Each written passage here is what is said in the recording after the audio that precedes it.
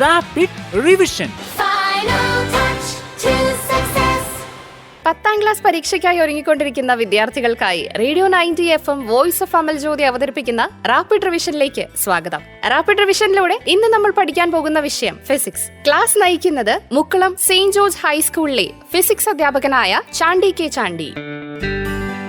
നമസ്കാരം പ്രിയ ശ്രോതാക്കളെ, ഞാൻ Chandy K Chandy, Mukkulam saint George ഹൈസ്കൂളിലെ HST ഫിസിക്കൽ സയൻസ് അധ്യാപകനാണ്. ഈ വർഷം SSLC പരീക്ഷ എഴുതുന്ന കുട്ടികൾക്കായിട്ട് radio 90 FM voice of Amal Jyothi ഒരുക്കുന്ന ഈ വിദ്യാഭ്യാസ പരിപാടിയിൽ ഞാനും പങ്കുചേരുകയാണ്. പ്രിയമുള്ള കുട്ടികളെ, ഈ വർഷത്തെ SSLC പരീക്ഷയിൽ ഫിസിക്സ് എന്ന വിഷയവുമായി ബന്ധപ്പെട്ട് ഓരോ പാഠഭാഗത്തെയും അടിസ്ഥാനമാക്കിയുള്ള പ്രധാന ചോദ്യോത്തരങ്ങളാണ് ഞാൻ നിങ്ങൾക്ക് വേണ്ടിയിട്ട് പങ്കുവയ്ക്കുന്നത്.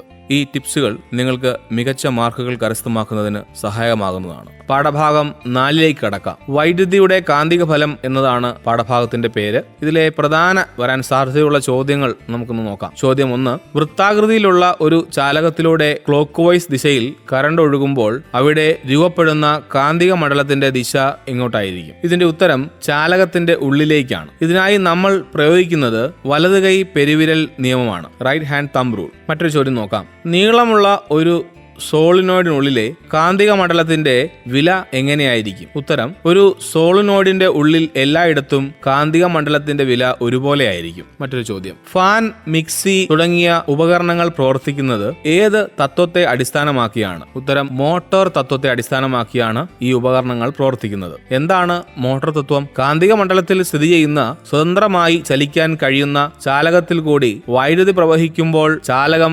വിഭ്രംശിക്കാനുള്ള പ്രവണത ഉളവാക്കുന്നു. ഇതാണ് മോട്ടോർ തത്വം. അടുത്ത ചോദ്യം പലതവണ പരീക്ഷകളിൽ ചോദിച്ചിട്ടുള്ള ഒരു ചോദ്യമാണ്. ചലിക്കും ചുരുൾ ലൗഡ് സ്പീക്കറിൽ നടക്കുന്ന ഊർജ്ജമാറ്റം എന്താണ്? ഓഡിയോ സിഗ്നൽ വോയിസ് കോയിലിൽ എത്തുമ്പോൾ എന്താണ് സംഭവിക്കുന്നത്? ചലിക്കും ചുരുൾ ലൗഡ് സ്പീക്കറിൽ നടക്കുന്ന പ്രധാന ഊർജ്ജമാറ്റം വൈദ്യുതോർജ്ജം ശബ്ദോർജ്ജമായി മാറുന്നു എന്നുള്ളതാണ്. മൈക്രോഫോണിൽ നിന്നും ലഭിക്കുന്ന വൈദ്യുത സിഗ്നലുകളെ ആംപ്ലിഫയർ ഉപയോഗിച്ച് ശക്തിപ്പെടുത്തുന്നു. ഈ ഓഡിയോ സിഗ്നൽ കാന്തിക മണ്ഡലത്തിൽ സ്ഥിതി ചെയ്യുന്ന വോയിസ് കോയിലിലൂടെ കടത്തിവിടുന്നു. വൈദ്യുതി കടന്നുപോകുന്ന കോയിൽ കാന്തിക മണ്ഡലത്തിൽ സ്ഥിതി ചെയ്യുന്നത് കൊണ്ട് ബലം അനുഭവപ്പെടുകയും കറണ്ടിന് അനുസരിച്ച് കോയിൽ കമ്പനം ചെയ്യുകയും ചെയ്യുന്നു. ഇത് ഡയഫ്രത്തെ കമ്പനം ചെയ്യിക്കുന്നു. അങ്ങനെ ശബ്ദം പുനഃസൃഷ്ടിക്കപ്പെടുകയും ചെയ്യുന്നു. 5ാമത്തെ പാഠഭാഗം വൈദ്യുതോർജ്ജം ഉപഭോഗവും സംരക്ഷണവും എന്നതാണ്. ഈ പാഠഭാഗത്തിലെ വരാൻ സാധ്യതയുള്ള ചില പ്രധാന ചോദ്യങ്ങൾ നമുക്ക് നോക്കാം. വൈദ്യുത താപന ഉപകരണങ്ങളിൽ ഹീറ്റിംഗ് കോയിൽ ആയി ഉപയോഗിക്കുന്ന വസ്തു ഏതാണ്? അവയുടെ സവിശേഷതകൾ എഴുതുക. നമുക്കെല്ലാം അറിയാവുന്നതുപോലെ താപന ഉപകരണങ്ങളിൽ ഹീറ്റിംഗ് കോയിലായി ഉപയോഗിക്കുന്നത് നിക്രോം എന്ന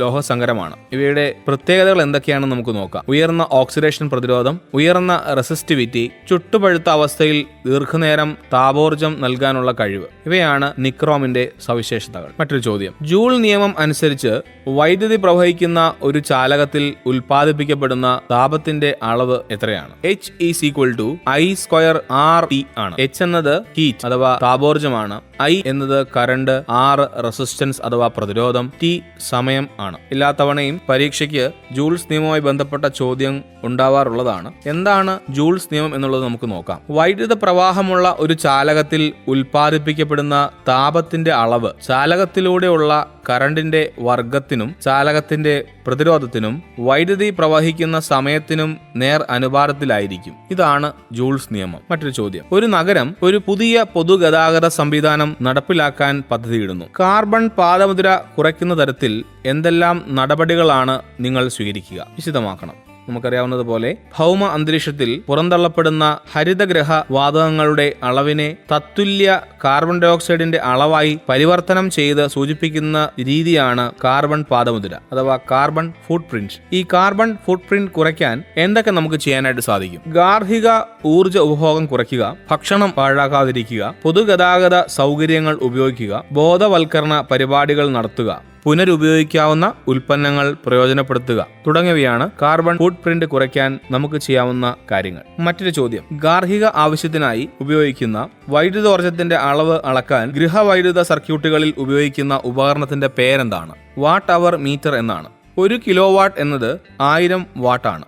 വൈദ്യുതിയുടെ പവർ കണ്ടുപിടിക്കാനുള്ള സമവാക്യം പരീക്ഷയ്ക്ക് പലതവണ ചോദിച്ചിട്ടുള്ളതാണ്. പവർ P = V × I ആണ് സമവാക്യം. V എന്നത് വോൾട്ടേജും I എന്നത് കറണ്ടുമാണ്. പല വകഭേദങ്ങളുണ്ട് പവർ കണ്ടുപിടിക്കാനായിട്ട്, പല സമവാക്യങ്ങളുണ്ട് പവർ കണ്ടെത്താനായിട്ട്. P = VI, P = I²R, P = V²/R എന്നീ സമവാക്യങ്ങളും നമുക്ക് പ്രയോജനപ്പെടുത്താവുന്നതാണ്. Rapid revision. അടുത്തത് പാഠഭാഗം 6 ബന്ധപ്പെട്ട ചില ചോദ്യങ്ങളാണ്. വൈദ്യുത കാന്തിക പ്രേരണം നിത്യജീവിതത്തിൽ എന്നാണ് ഈ പാഠത്തിന്റെ പേര്, അഥവാ electro magnetic induction in daily life. എന്താണ് വൈദ്യുത കാന്തിക പ്രേരണം? ഒരു ചാലകവുമായി ബന്ധപ്പെട്ട് കാന്തിക ഫ്ലക്സിന് വ്യതിയാനം സംഭവിക്കുമ്പോൾ ചാലകത്തിൽ EMF പ്രേരണം ചെയ്യപ്പെടുന്നു. ഈ പ്രതിഭാസമാണ് വൈദ്യുത കാന്തിക പ്രേരണം. മറ്റൊരു ചോദ്യം നോക്കാം. ട്രാൻസ്ഫോമറിന്റെ പ്രവർത്തന തത്വം എന്താണ്? വിശദമാക്കുക. മ്യൂച്വൽ ഇൻഡക്ഷൻ എന്ന പ്രതിഭാസമാണ് ട്രാൻസ്ഫോമറിന്റെ പ്രവർത്തന തത്വം. എന്താണ് മ്യൂച്വൽ ഇൻഡക്ഷൻ? മ്യൂച്വൽ ഇൻഡക്ഷൻ എന്നാൽ സമീപ സ്ഥലങ്ങളിലായിട്ട് സ്ഥിതി ചെയ്യുന്ന രണ്ട് കമ്പിച്ചുരുളുകളിൽ ഒന്നിലെ വൈദ്യുത പ്രവാഹ തീവ്രതയിലോ ദിശയിലോ മാറ്റമുണ്ടാകുമ്പോൾ അതിന് ചുറ്റുമുള്ള കാന്തിക മണ്ഡലത്തിൽ മാറ്റമുണ്ടാകുന്നു. ഇതിന്റെ ഫലമായി രണ്ടാമത്തെ കമ്പിച്ചുരുളിൽ ഒരു EMF പ്രേരിതമാകുന്നു. ഈ പ്രതിഭാസമാണ് മ്യൂച്വൽ ഇൻഡക്ഷൻ. മറ്റൊരു ചോദ്യം നോക്കാം. ട്രാൻസ്ഫോമറുകൾ എത്ര തരത്തിൽ ഉണ്ട്? അവ ഏതൊക്കെയാണ്?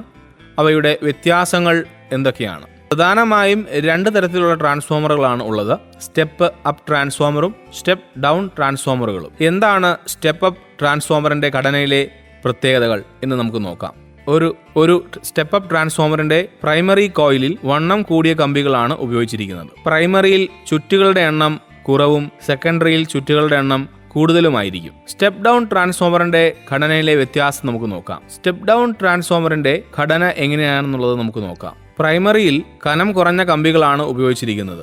പ്രൈമറിയിലെ ചുറ്റുകളുടെ എണ്ണം കൂടുതലും സെക്കൻഡറിയിലെ ചുറ്റുകളുടെ എണ്ണം കുറവുമായിരിക്കും. മറ്റൊരു ചോദ്യം. പവർ പ്രേഷണത്തിന് ട്രാൻസ്ഫോമറുകളുടെ പങ്ക് വിശദമാക്കുക. ഇതിന്റെ ഉത്തരം, പവർ സ്റ്റേഷനിൽ നിന്നും 11 kV ഉൽപ്പാദിപ്പിക്കപ്പെടുന്ന വൈദ്യുതി 220 kV ആയി ഉയർത്തുന്നു. സബ്സ്റ്റേഷനിലെ ട്രാൻസ്ഫോമർ ഈ 220 kV 110 kV ആയി കുറയ്ക്കുന്നു. വീണ്ടും സെക്കൻഡറി സബ്സ്റ്റേഷനിലെ ട്രാൻസ്ഫോമർ 110 kV 11 kV ആയി മാറ്റുന്നു. വിതരണ ട്രാൻസ്ഫോമറുകൾ 11 kV 230 V ആയി ഗാർഹിക വിതരണത്തിന് എത്തിക്കുന്നു. ഇതോടുകൂടി പാഠഭാഗം 6 പ്രധാന ചോദ്യങ്ങൾ അവസാനിച്ചിരിക്കുകയാണ്. അവസാനത്തെ പാഠഭാഗമായ പാഠം 7 യാന്ത്രിക ലാഭം പ്രയോഗത്തിൽ എന്ന ചാപ്റ്ററാണ്. ഇതിലെ പ്രധാന ചോദ്യങ്ങൾ നമുക്കൊന്ന് നോക്കാം. എന്താണ് ലഘുയന്ത്രങ്ങൾ? അവ ഉപയോഗിക്കുന്നത് കൊണ്ടുള്ള മേന്മകൾ എന്തൊക്കെയാണ്? നമ്മുടെ അധ്വാനം എളുപ്പമാക്കാൻ ഉപയോഗിക്കുന്ന ഉപകരണങ്ങളാണ് ലഘുയന്ത്രങ്ങൾ. ബലം ഉളവാക്കുന്ന ബലത്തിന്റെ അളവിനോ ബലത്തിന്റെ ദിശയ്ക്കോ ഇവ രണ്ടിനും ഒരുമിച്ചോ മാറ്റം വരുത്താൻ സഹായിക്കുന്ന ഉപകരണങ്ങളാണ് ലഘുയന്ത്രങ്ങൾ. പലതരത്തിലുള്ള ലഘുയന്ത്രങ്ങൾ ഉണ്ട്. 6 തരത്തിലുള്ള ലഘുയന്ത്രങ്ങളാണുള്ളത്. ഉത്തോലകം അഥവാ ലെവർ സിസ്റ്റം, കപ്പി അഥവാ പുള്ളി, അച്ചും ചക്രവും അഥവാ വീൽ ആൻഡ് ആക്സിൽ, ആപ്പ് അഥവാ വെഡ്ജ്, സ്ക്രൂ, ചെരിവ് തലം ഇവയാണ് ലഘുയന്ത്രങ്ങളുടെ പട്ടികയിൽ ഉൾപ്പെട്ടിരിക്കുന്നത്. ഈ പാഠഭാഗത്തിലെ വളരെയേറെ പ്രാധാന്യമർഹിക്കുന്ന ഒരു ഭാഗമാണ് ഉത്തോലക നിയമം. നമുക്കൊരു ചോദ്യം നോക്കാം. നാരങ്ങ ഞെക്കി ഏത് ഉത്തോലകത്തിന് ഉദാഹരണമാണ്? അതിന്റെ യാന്ത്രിക ലാഭം എത്ര? ഉത്തരം, നാരങ്ങ ഞെക്കി 2ാം വർഗ ഉത്തോലകത്തിന് ഉദാഹരണമാണ്. ഇതിന്റെ യാന്ത്രിക ലാഭം എന്നത് 1ൽ കൂടുതലായിരിക്കും. പൽക്രം അഥവാ ധാരം യത്നത്തിനും രോധത്തിനും ഇടയിൽ വരുന്നവയാണ് 2ാം വർഗ ഉത്തോലകം. എന്താണ് 1ാം വർഗ ഉത്തോലകം എന്നുള്ളത് നമുക്ക് നോക്കാം. ഇവിടെ യത്നം അഥവാ എഫേർട്ട് ധാരത്തിനും രോധത്തിനും ഇടയിൽ വരുന്നതിനെയാണ് 1ാം വർഗ ഉത്തോലകം എന്ന് പറയുന്നത്. ഏതൊക്കെയാണ് പ്രധാന ഉത്തോലകങ്ങൾ എന്ന് നമുക്ക് നോക്കാം. ഉത്തോലകങ്ങളെ 3ആയി തരം തിരിച്ചിരിക്കുന്നു. 1ാം വർഗ ഉത്തോലകം, 2ാം വർഗ ഉത്തോലകം, 3ാം വർഗ ഉത്തോലകം. ഇത് മനസ്സിലാക്കിയ ഒരു കുട്ടിക്ക് മാത്രമേ ലഘു ഉപകരണങ്ങൾ ചോദിക്കുമ്പോൾ അത് ഏത് ഉത്തോലകമാണെന്ന് പറയാനായിട്ട് സാധിക്കുകയുള്ളൂ. നമുക്ക് ഓരോ വർഗ ഉത്തോലകങ്ങളും നോക്കാം. 1ാം വർഗ ഉത്തോലകങ്ങൾ അഥവാ ഫസ്റ്റ് ഓർഡർ ലെവേഴ്സ്. രോധത്തിനും യത്നത്തിനും ഇടയിൽ ധാരം വരുന്നവയാണ് 1ാം വർഗ ഉത്തോലകങ്ങൾ. രോധം എന്നതിൻ്റെ ഇംഗ്ലീഷ് പരിഭാഷ ലോഡ് എന്നാണ്. യത്നത്തിൻ്റെ ഇംഗ്ലീഷ് പരിഭാഷ എഫേർട്ട് എന്നാണ്. ധാരം എന്നത് ഫൽക്രം എന്നാണ്. 1ാം വർഗ ഉത്തോലകങ്ങൾക്ക് ഉദാഹരണമാണ് സാധാരണ ത്രാസ്, കത്രിക, സീസോ തുടങ്ങിയവ. 1ാം വർഗ ഉത്തോലകങ്ങളുടെ യാന്ത്രിക ലാഭം 1ൽ കൂടുതലോ 1ന് തുല്യമോ 1ൽ കുറവോ ആവാം. എന്താണ് 2ാം വർഗ ഉത്തോലകങ്ങൾ അഥവാ സെക്കൻഡ് ഓർഡർ ലെവേഴ്സ്? രോധം യത്നത്തിനും ധാരത്തിനും ഇടയിൽ വരുന്നതാണ് 2ാം വർഗ ഉത്തോലകം. ഇതിൻ്റെ ഉദാഹരണം എന്ന് പറയുന്നത് നാരങ്ങ ഞെക്കി രണ്ടാം വർഗ ഉത്തോലകത്തിന് ഉദാഹരണമാണ്. രണ്ടാം വർഗ ഉത്തോലകങ്ങളുടെ യാന്ത്രിക ലാഭം എപ്പോഴും 1-ൽ കൂടുതലായിരിക്കും. അവസാനത്തെ ഉത്തോലകം മൂന്നാം വർഗ ഉത്തോലകമാണ്, അഥവാ തേർഡ് ഓർഡർ ലെവേഴ്സ്. രോധത്തിനും ദാരത്തിനും ഇടയിൽ യത്നം വരുന്ന ഉത്തോലകങ്ങളാണ് മൂന്നാം വർഗ ഉത്തോലകങ്ങൾ. ഉദാഹരണം ടോങ്സ്, ഫോർസെപ്സ് തുടങ്ങിയവ മൂന്നാം വർഗ ഉത്തോലകങ്ങൾക്ക് ഉദാഹരണങ്ങളാണ്. മൂന്നാം വർഗ ഉത്തോലകങ്ങളുടെ യാന്ത്രിക ലാഭം എപ്പോഴും 1-ൽ കുറവായിരിക്കും. അങ്ങനെയെങ്കിൽ മൂന്നാം വർഗ ഉത്തോലകം കൊണ്ടുള്ള പ്രയോജനം എന്താണ്? വസ്തുക്കൾ സൗകര്യപ്രദവും സുരക്ഷിതവുമായി കൈകാര്യം ചെയ്യാൻ സഹായിക്കുന്നു എന്നുള്ളതാണ് മൂന്നാം വർഗ ഉത്തോലകങ്ങളുടെ പ്രധാന മേന്മ. മറ്റൊരു ചോദ്യം നോക്കാം. കുത്തനെ മല കയറുന്നതിനേക്കാൾ എളുപ്പം ചെരിവ് തലത്തിലൂടെ മല കയറുന്നതാണ്. എന്തുകൊണ്ട്?